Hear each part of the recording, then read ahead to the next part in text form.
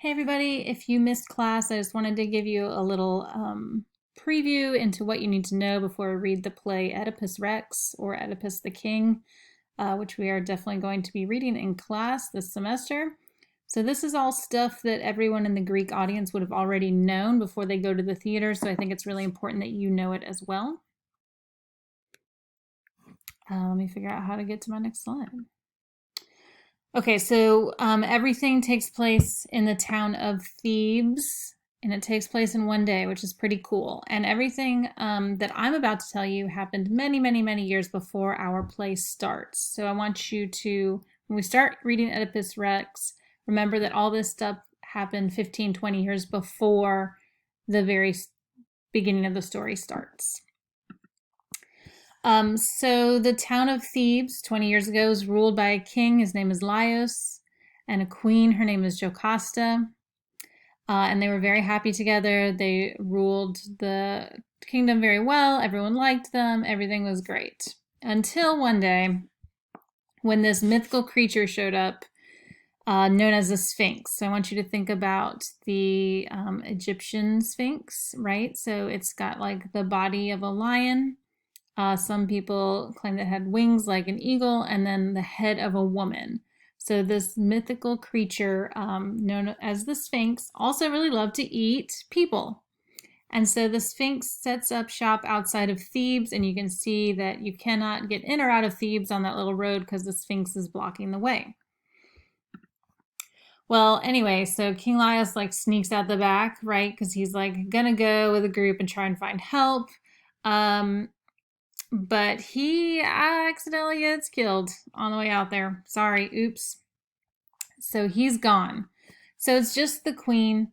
The Sphinx is sitting out front, and she's just eating people left and right.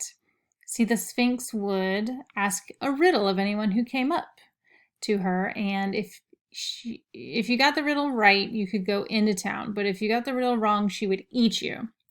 And so as you can tell by all the bodies piled up here on the screen, the Sphinx was very clever and no humans were able to figure out the answer to her riddle. This is the Sphinx's riddle. So she wanted to know what walks on 4 legs in the morning, 2 legs in the afternoon, and 3 legs in the evening. You might have heard this riddle before. It's pretty famous now because it's over 2,000 years old. If you know the answer, then you wouldn't get eaten by the Sphinx. But if you don't know the answer, you are definitely going to get eaten. So the answer is mankind, or humans. In the morning of your life, you walk on all 4s as a child. In the afternoon of your life, you walk on 2 legs as an adult. And in the evening of your life, you walk on 3 legs because you might have a cane in front of you. So the answer was man or mankind. So if you got that right, good job. You didn't get eaten. So anyway, here we are. We're back in Thebes. We got the Sphinx. We got the dead people. The queen doesn't know what to do. And this magical guy shows up. His name is Oedipus. He's just a regular dude walking down the street. He's not from Thebes. He came from another town. And he walks up to the Sphinx. And he answers the riddle correctly. And so the Sphinx, he kills her. She's like vanquished. She's gone. And he strolls into town and is like, hey, I solved your problem for you. So obviously everyone in the town was like, you should be our new king. And he and Jocasta actually end up getting married to solidify power, but also there's something about each other they found really attractive. And Oedipus and Jocasta have 4 children. And by the time we meet them, the children are, in their early teens, late teens.